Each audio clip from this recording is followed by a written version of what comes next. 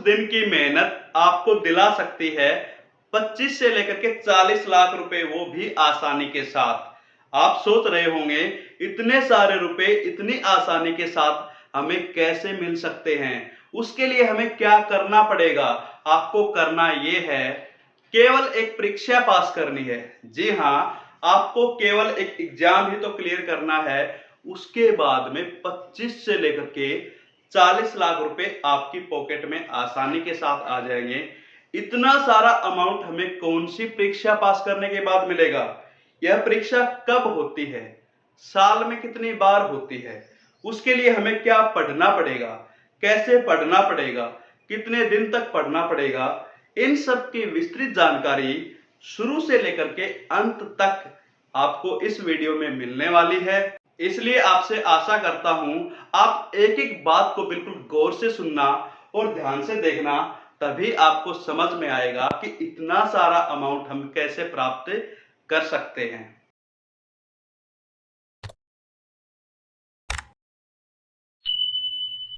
नमस्कार, मैं डॉक्टर कुलदीप स्वागत करता हूं आपका अपने YouTube चैनल में। इस वीडियो में मैं आपके लिए लेकर आया हूं नेट जेआरएफ के बारे में विस्तृत जानकारी। आज हम इन 10 बिंदुओं पे चर्चा करेंगे। नेट जेआरएफ क्या होता है, जैसे ही हम इन 10 बिंदुओं को समझ लेंगे, उसके बाद किसी भी विद्यार्थी को, किसी भी भाई बहन को कोई भी डाउट, शक, संदेह नहीं रहेगा कि नेट जेआरएफ क्या है। जितनी भी आपकी भ्रांतियां हैं वो सारी आज इस वीडियो में दूर होने वाली हैं। तो आइए अब हम शुरू करते हैं। आइए अब नेट जेआरएफ को विस्तार से समझते हैं। शुरू करते हैं यूजीसी से। यूजीसी का पूरा नाम यूनिवर्सिटी ग्रांट कमीशन है, जिसको हिंदी में विश्वविद्यालय अनुदान आयोग कहा जाता है। यूजीसी जो है नेट जेआरएफ की परीक्षा एनटीए और सीएसआईआर के द्वारा आयोजित करवाता है। एनटीए के द्वारा आर्ट्स और कॉमर्स की परीक्षा आयोजित करवाई जाती है। सीएसआईआर के द्वारा साइंस के साथ साथ जितने भी टेक्निकल सब्जेक्ट होते हैं उन सब के नेट की परीक्षा आयोजित करवाई जाती है। अब समझो नेट क्या होता है। नेट की फुल फॉर्म होती है नेशनल एलिजिबिलिटी टेस्ट। नेट एक प्रमाण पत्र है, एक सर्टिफिकेट है, जिसको उत्तीर्ण करने के बाद किसी भी सरकारी, गैर सरकारी महाविद्यालय या विश्वविद्यालय में सहायक प्रोफेसर के लिए योग्य होते हैं। अगर किसी भी विद्यार्थी ने नेट का एग्जाम क्लियर कर लिया किसी भी सब्जेक्ट से, उसके बाद में वो चाहे सरकारी विश्वविद्यालय हो, चाहे प्राइवेट विश्वविद्यालय हो, चाहे कोई भी कॉलेज हो, उन सब में असिस्टेंट प्रोफेसर के लिए फॉर्म अप्लाई करने के योग्य हो जाता है। ये तो था नेट। अब समझते हैं जेआरएफ को। जेआरएफ की जो फुल फॉर्म होती है जूनियर रिसर्च फेलोशिप। मैं आपको वीडियो की शुरुआत में बता रहा था कि इतने सारे आप लाखों रुपए जो कमाओगे वो यही परीक्षा क्लियर करने के बाद में आप इतने रुपए कमा सकते हो। जेआरएफ की कोई अलग से परीक्षा नहीं होती। जो नेट की परीक्षा होती है उसी में अगर आपके अधिक अंक आ जाते हैं तो आपकी जेआरएफ हो जाती है। जेआरएफ एक फेलोशिप प्रमाण पत्र होता है जिसमें अभ्यर्थी असिस्टेंट प्रोफेसर के साथ साथ फेलोशिप के लिए भी योग्य माना जाता है। यह फेलोशिप गवर्नमेंट यूनिवर्सिटीज तथा कुछ प्राइवेट यूनिवर्सिटीज भी देती हैं। यहां आपको यह ध्यान रखना है, जैसे ही आपने एमए की डिग्री कर ली 55% अंक के साथ, उसके बाद में आपका जेआरएफ होता है, तो आप पीएचडी में जहां भी जाओगे ये ध्यान रखना है कि पहले आपको जांच पड़ताल कर लेनी है। अगर किसी प्राइवेट यूनिवर्सिटी में जा रहे हो कि ये जेआरएफ की जो फेलोशिप है वो देती है या नहीं देती, क्योंकि बहुत सारी जो प्राइवेट यूनिवर्सिटीज हैं वो जेआरएफ की फेलोशिप नहीं देती हैं। सरकारी जितने भी विश्वविद्यालय हैं वो सभी आपको जेआरएफ की फेलोशिप देते हैं। अब आपको समझ में आ गया होगा कि नेट क्या है, जेआरएफ क्या है। अब हम नेट जेआरएफ की जो विस्तृत चर्चा है इन 10 बिंदुओं के माध्यम से करने वाले हैं। सबसे पहला बिंदु है कि नेट जेआरएफ एसआरएफ के फायदे क्या हैं। उसके बाद में आप देखो इसकी जो एलिजिबिलिटी है, योग्यता है, वो क्या है, एज लिमिट क्या है, कौन कौन अभ्यर्थी नेट का जेआरएफ का फॉर्म अप्लाई कर सकते हैं, एग्जामिनेशन जो शुल्क होता है आपका परीक्षा शुल्क वो कितना है, एग्जाम जो परीक्षा होती है वो कब होती है, एग्जाम पैटर्न जो परीक्षा का प्रारूप है वो कैसा है, एग्जाम की जो लैंग्वेज है, भाषा जो है वो कौन कौन सी हैं, क्वालिफाइंग मार्क्स जो योग्यता के आपके अंक हैं वो भी देखेंगे हम, कट ऑफ मार्क्स न्यूनतम, ये वैसे तो मेरिट लिस्ट के आधार पे ऊपर नीचे होती रहती है, फिर भी हम आसपास जो भी पहले के रिजल्ट आए हैं उनके आधार पे जांच पड़ताल करने की कोशिश करेंगे। इसके बाद में जो अंत में सिलेबस है इसके ऊपर भी हम दृष्टि डालेंगे। पहला पॉइंट है नेट जेआरएफ एसआरएफ के फायदे। आपको नेट जेआरएफ के बारे में पता चल गया होगा। नेट और जेआरएफ नेशनल एलिजिबिलिटी टेस्ट तो नेट होता है, उसी में आपके अधिक नंबर आते हैं उसी परीक्षा में, तो जेआरएफ हो जाता है जूनियर रिसर्च फेलोशिप। जैसे ही पीएचडी के दौरान आपको 2 साल पूरे हो जाते हैं उसके बाद में आपकी एसआरएफ हो जाती है। एसआरएफ की फुल फॉर्म होती है सीनियर रिसर्च फेलोशिप। इसका जो पहला फायदा है, नेट जेआरएफ की परीक्षा पास करने के बाद किसी भी सरकारी और गैर सरकारी महाविद्यालय विश्वविद्यालय में असिस्टेंट प्रोफेसर जो सहायक प्रोफेसर होते हैं उनके लिए आप योग्य हो जाते हो। किसी भी प्राइवेट हो या फिर गवर्नमेंट हो, आप यूनिवर्सिटी हो या कॉलेज हो, उसमें असिस्टेंट प्रोफेसर की फॉर्म भर सकते हो। दूसरा फायदा है पीएचडी में प्रवेश लेने के लिए एंट्रेंस एग्जाम देना भी अनिवार्य नहीं है। बहुत सारी ऐसी यूनिवर्सिटी है, अगर आपने जेआरएफ क्लियर कर रखा है तो आपका सीधा पीएचडी में एडमिशन हो जाएगा। तीसरा फायदा, सबसे बड़ा जो फायदा है वो जेआरएफ का है, ध्यान रखो यहाँ पे 25 से लेकर के 26 लाख रुपए तक की फेलोशिप मिलती है। ये जेआरएफ में मिलती है आपको। पहले 2 साल तक तो जेआरएफ, उसके अगले 3 साल में आपको एसआरएफ मिलेगी। अभी आप सोच रहे होंगे, मैंने वीडियो की शुरुआत में आपको बताया था 25 से लेकर के 40 लाख रुपए, अब यहाँ पे आपको 25 से लेकर के 26 लाख रुपए दिखाई दे रहे हैं, क्योंकि फेलोशिप के रुपए लगभग बढ़ते रहते हैं। ऐसा सुनने में आ रहा है कि हर 4 साल में फेलोशिप के रुपए बढ़ते हैं। जब मैंने पहली बार एमफिल में फेलोशिप ली थी उस समय 25,000 रुपए पर मंथ होते थे। आज के दिन ये 31,000 रुपए प्लस एचआरए प्लस कंटीजेंसी, इन सब को मिलाकर के आपके कुल जो आंकड़े होते हैं 5 वर्ष में वो लगभग 26 लाख के आसपास होते हैं। इसलिए मैंने जो प्रॉपर आंकड़े हैं आज के दिन के वो यहाँ पे लिखे हैं। आने वाले समय पे जब आप जेआरएफ करके पीएचडी करोगे 2-3 साल के बाद में, हो सकता है कि संभावना यही है 40 से 45,000 रुपए पर मंथ मिलने की संभावना। इसलिए आप जैसे ही आओगे तो हो सकता है आप आसानी से 40 से 45 लाख रुपए फेलोशिप के ले सकते हो। अगला फायदा ये है आप शोध कर सकते हो। जैसे आप एमफिल पीएचडी में जाते हो तो आप शोध कर सकते हो, रिसर्च कर सकते हो।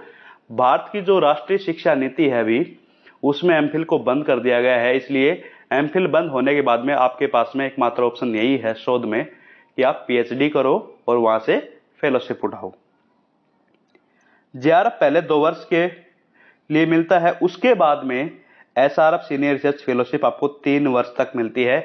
इस प्रकार से कुल 5 वर्ष तक आपको रुपए मिलने वाले हैं प्रत्येक महीने में। दूसरा जो महत्वपूर्ण पॉइंट ये है कि योग्यता क्या होनी चाहिए नेट जेआरएफ की परीक्षा के लिए। सबसे ज्यादा जो भ्रांतियां हैं वो इसी पॉइंट में हैं। आप जो भी एमए प्री में विद्यार्थी पूछ रहे हैं उनको ये कहोगे कि आप नेट का फॉर्म अप्लाई कर दो, तो वो कहते हैं सर हम तो कैफे पे गए थे, उन्होंने तो मना कर दिया, ये कह दिया कि नेट का फॉर्म तो सिर्फ एमए फाइनल वाले ही भर सकते हैं। ऐसा बिल्कुल भी नहीं है, आप भी नेट का फॉर्म अप्लाई कर सकते हो। जिनकी ग्रेजुएशन कंप्लीट हो जाती है वो उसी समय नेट का फॉर्म अप्लाई करने के योग्य हो जाते हैं, क्योंकि जैसे ही आपका नेट या जेआरएफ क्लियर होता है उसके 2 साल के अंदर अंदर आपको एमए की जो डिग्री है वो 55% अंक के साथ कंप्लीट करनी होती है। तो सबसे पहले इसके जो निर्धारित आंकड़े वो यही हैं, एमए, एमकॉम, एमएससी, इसमें आपके 55% अंक होने जरूरी हैं, तभी आपको नेट या जेआरएफ की सर्टिफिकेट मिलेगी। ये है आंकड़ा जनरल कैटेगरी का। अगर आप एससी, एसटी, ओबीसी से हो तो आप 50% अंकों से भी आपका काम चल जाएगा। ग्रेजुएट कंप्लीट होते ही एमए में प्रवेश लेकर भी नेट का फॉर्म अप्लाई कर सकते हो, बशर्ते आपका नेट जेआरएफ पास होने के बाद 2 वर्ष के अंदर अंदर आपकी एमए कंप्लीट होनी चाहिए, वो भी ये जो निर्धारित अंक दे रखे हैं आपके कैटेगरी वाइज इनके अनुसार। तीसरा पॉइंट है एज लिमिट का। आपकी आयु सीमा क्या होनी चाहिए नेट जेआरएफ के फॉर्म के लिए। नेट के लिए आपकी कोई सीमा निर्धारित नहीं है। आप जिंदगी भर तक, जब तक आपकी मृत्यु नहीं हो जाए, आप चाहो तो तब तक नेट का फॉर्म अप्लाई कर सकते हो। हाँ, जेआरएफ की कुछ जो लिमिट हैं यहाँ दे रखी हैं। जेआरएफ में जो भी जनरल कैटेगरी के मेल होते हैं, पुरुष हैं, उनकी जो निर्धारित आयु वो 30 वर्ष से पहले कर सकते हैं। 30 वर्ष के बाद में मेल की जो आयु है वो वैलिड नहीं होगी। इसके अलावा SC ST OBC जो नॉन क्रिमिलियर होते हैं उनकी आयु 35 वर्ष तक निर्धारित कर रखी है। JRF जो करना चाहते हैं, SC है, ST है या OBC है, वो कैंडिडेट 35 वर्ष तक कर सकते हैं। महिला किसी भी वर्ग से हो, किसी भी वर्ग की महिला हो, वो 35 वर्ष तक JRF कर सकती है। इसके अलावा जो पूर्व सैनिक होते हैं उनको भी 5 साल की छूट मिलती है, वो भी 35 वर्ष तक JRF क्लियर कर सकते हैं। ये तो थी आयु में छूट। अब देखो, जो आपकी एग्जामिनेशन फीस होती है, परीक्षा शुल्क है, वो कितना लगता है। आप जैसे ही नेट का फॉर्म अप्लाई करते हो, अगर जनरल कैटेगरी से हो तो 1000 रुपये आपकी फीस होती है फॉर्म अप्लाई करने के लिए। OBC कैटेगरी से हो तो 500 रुपये है। SC ST या PWD कैटेगरी से हो आप तो 250 रुपये आपके परीक्षा का शुल्क लगता है। तो इस तरीके से आपको ये कुछ पहले 4 पॉइंट समझ में आ गए होंगे। बढ़ते हैं अगले पॉइंट की तरफ। 5वां पॉइंट है परीक्षा कब होती है। ये जो एग्जाम है वो कब होता है। साल में 2 बार एग्जाम होता है। आपके पास इतने सारे मौके हैं ये परीक्षा पास करने के लिए। ये पहला तो जून में होता है, जो अभी जून में एग्जाम होगा। इसके बाद में दिसंबर में एग्जाम होता है। कई बार किसी कारणवश ये जो महीने हैं इधर उधर हो सकते हैं, लेकिन साल में 2 परीक्षाएं यहाँ पे UGC ने निर्धारित कर रखी हैं। आपके पास सुनहरा मौका होता है। जैसे आप तैयारी करनी शुरू करते हो, अगर आपका मान के चलो जून के लिए तैयारी कर रहे हो, किसी कारणवश नहीं होता है नेट या JRF, तो आप यही जो आपकी तैयारी है वो कंटिन्यू रखो और दिसंबर का जो महीना होगा उसमें जब भी नेट JRF की परीक्षा होगी आप वहां उत्तीर्ण कर सकते हो। 6वां पॉइंट है एग्जाम पैटर्न। परीक्षा का जो प्रारूप है वो कैसा होगा। जब मैंने नेट JRF क्लियर किया उस समय पे 3 पेपर होते थे और ऑफलाइन पेपर होता था। अब ऑनलाइन पेपर होता है जिसको CBT कहते हैं, computer based test. Objective type questions आएंगे आपके। पहला जो पेपर है वो कॉमन पेपर होता है जिसके 50 क्वेश्चंस होते हैं और 100 अंक निर्धारित हैं। एक जो आपका प्रश्न होगा उसके 2 अंक निर्धारित हैं। इस प्रकार से 50 प्रश्न है यहाँ पे और 100 अंक आपके।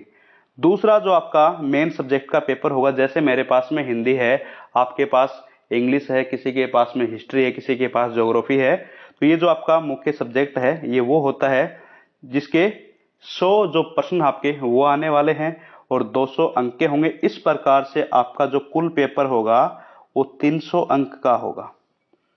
समय इसके लिए आपको 3 घंटे मिलने वाला है। नेगेटिव मार्किंग नहीं है, यहाँ आपको ध्यान रखना है। जो NTA एग्जाम करवाता है आर्ट्स और कॉमर्स का, उसमें नेगेटिव मार्किंग नहीं है। 300 अंक में से अगर आपने 180 से 200 अंक के बीच में नंबर ले लिए तो आपका नेट क्लियर हो जाएगा। अगर आपके अंक 210 से ऊपर आ गए तो आपका JRF भी क्लियर हो जाएगा। ये जो पहले वाली मेरिट लिस्ट है उनके आधार पर मैं आपको बता रहा हूँ। 7वां पॉइंट है एग्जाम की जो लैंग्वेज होती है, परीक्षा की भाषा होती है, वो कौन सी होती है। आप दोनों भाषाओं में पेपर दे सकते हैं, हिंदी और इंग्लिश में।